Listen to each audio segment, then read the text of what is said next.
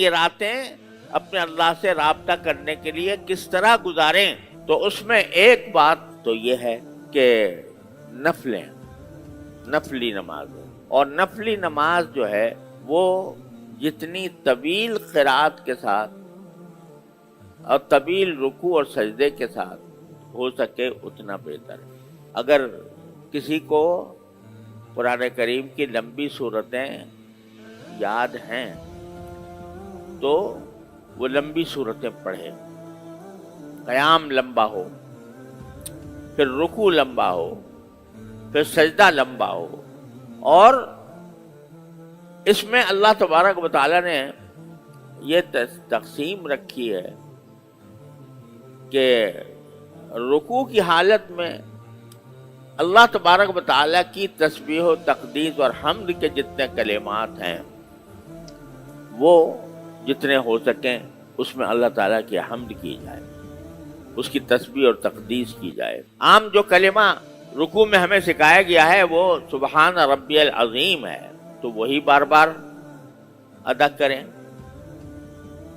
اور اسی میں جو تیسرا کلمہ ہے سبحان اللہ والحمد للہ ولا الہ الا اللہ واللہ اکبر، یہ پڑھتے رہیں رکوع کے اندر۔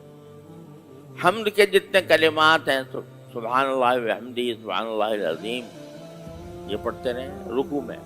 اور سجدہ جو ہے یہ بڑی عظیم نعمت ہے۔ سجدے کے بارے میں حدیث میں رسول کریم صلی اللہ علیہ وسلم نے ارشاد فرمایا کہ سجدے میں جتنا قریب بندہ اپنے اللہ سے ہوتا ہے کسی اور حالت میں اتنا قریب نہیں ہوتا۔ تو جب قریب پہنچ گیا ہے تو جو مسنون ذکر ہے اس میں سبحان ربی الاعلیٰ سبحان ربی الاعلیٰ سبحان ربی الاعلیٰ بار بار پڑھنے کے بعد اس میں جو دعائیں مانگی جائیں وہ بہت ہی قبولیت کے قریب ہوتی ہیں، لیکن وہ دعائیں وہ عربی کی ہونی چاہیے، جو قرآن کی دعائیں ہیں یا تو، اور قرآن نے ایک بہت ہی مختصر دعا سکھا دی ہے وَقُلْ رَبِّ اغْفِرْ وَارْحَمْ وَأَنْتَ خَيْرُ الرَّاحِمِينَ، باقاعدہ حکم دیا، مختصر دعا کیا، رب اغفر وارحم وانت خیر الراحمین، اے میرے پروردگار مجھے بخش بھی دیجئے اور مجھ پر اپنی رحمت بھی نازل فرمائی، اور آپ بہترین رحمت فرمانے والے ہیں۔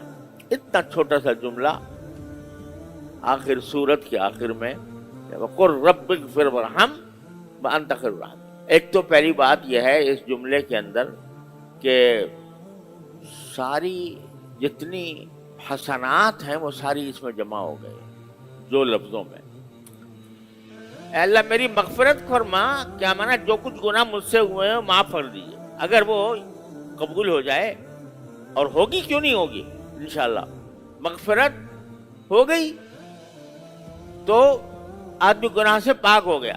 اب دوسری بات یہ ہے کہ یا اللہ مغفرت تو کی ہے، رحمت بھی فرمائی ہے۔ رحمت کیا ہے؟ دنیا کے اندر رحمت، قبر میں رحمت، آخرت میں رحمت، جنت میں رحمت، یہ ساری رحمتیں اس میں شامل ہو گئی۔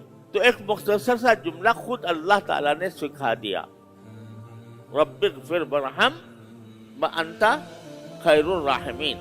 اب جو جملہ خود سکھا رہے ہیں دعا کرنے کے لیے کہ یوں کہا کرو مجھ سے، یوں دعا کیا کرو مجھ سے، رب اغفر وارحم وانت خیر الراحمین کہہ کر، تو خود جب سکھا دیا اور کہ یہ کہا کرو تو یہ ان کی شان سے ناممکن ہے کہ وہ بلائیں اپنے در پر اور بلا کر کہیں کہ ہم سے مانگو، اور جب دینے کا وقت آئے تیرے بھاگ جاؤ۔ ایسا نہیں ہو سکتا۔ جو خود کہہ رہے ہیں کہ اس طرح مجھ سے مانگو تو وہ ضرور عطا فرمائیں گے انشاءاللہ، مغفرت بھی فرمائیں گے اور رحمت بھی فرمائیں گے۔ رب اغفر وارحم وانت خیر الراحمین۔ تو سجدے میں اور کچھ نہیں آتا یاد، تو یہی مختصر دعا پڑھتے رہو جیسے سجدے کے دور جتنی مرتبہ چاہو، رب اغفر وارحم وانت خیر الراحمین۔ بعض احادیث سے معلوم ہوتا ہے کہ نبی کریم صلی اللہ علیہ وسلم جب سجدے میں دعائیں کرتے تھے تو بہت ایک ہی کلمہ بار بار پڑھتے رہتے تھے، دعا کے ایک ہی کلمہ۔ تو رکوع میں باری تعالیٰ کی حمد اور تسبیح اور تقدیس، اور سجدے میں دعا، جو بھی دعا قرآن کی یاد آ جائے، حدیث کی یاد آ جائے. اور ایک مسلمان کو چاہیے کہ یہ دعائیں پہلے سے یاد کرے. یہ دعائیں بتائی گئی ہیں، یہ جنت میں داخل ہونے کا فارم ہے جو دے دیا گیا ہے ہمیں. آپ یہ فارم بھر دو جنت میں جانے کے لیے. یہ جنت میں جانے کا فارم ہے. تو اللہ کے بندو یاد تو کر لو وہ کلمات جو اللہ تعالیٰ نے یا اللہ کے رسول صلی اللہ علیہ وسلم نے دعا کے لیے سکھائے ہیں، اور وہ نماز کے اندر سجدے کے اندر کرو. اور جو مزید وقت باقی بچے تو قرآن کریم کی تلاوت، اور تیسرے دعا بڑی ہی عجیب چیز ہے. یہ دعا بذات خود ثواب بھی ہے. اپنی دنیاوی ضرورتیں مانگو گے تو اس کے اوپر بھی ثواب ملے گا.